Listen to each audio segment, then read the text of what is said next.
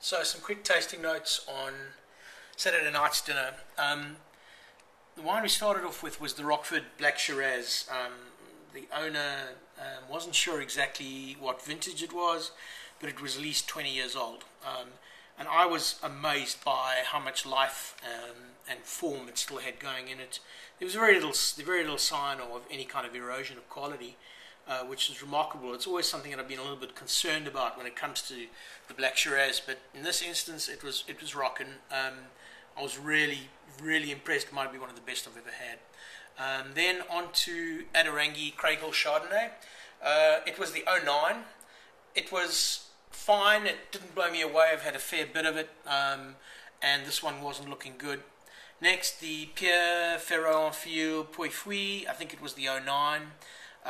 Minerality good, structure sound.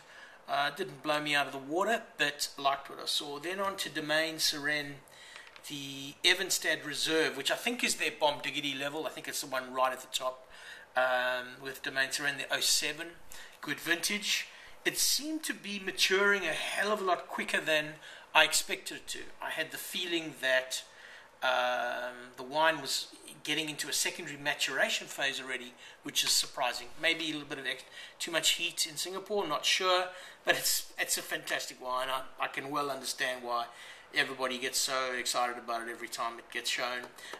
Then Tyrrell's Vat 6 Pinot Noir, the 97, completely unique, profoundly Hunter Valley in every respect. There was a little bit of reductive element or a reductive component coming through, but what do you expect after that period of time?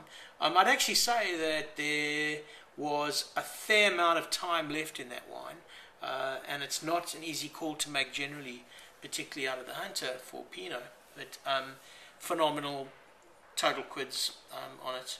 Next, this was a secret squirrel that came in later. The Felton Road Bannockburn Chardonnay 10. I wasn't that jazzed actually. Maybe because I've been a bit spoiled with the Block 2 lately. Then Sebastiani, the Pinot Noir from 08, Sonoma Coast.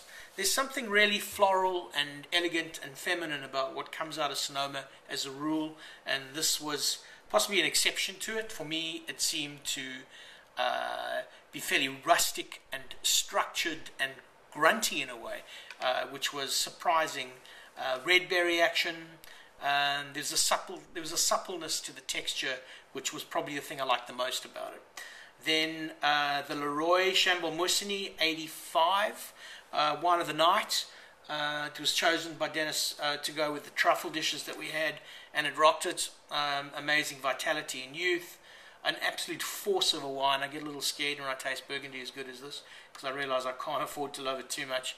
Then the Fonseca 77 vintage port to finish with. I think at its peak, I think we're probably seeing it as good as it's going to be with this particular batch.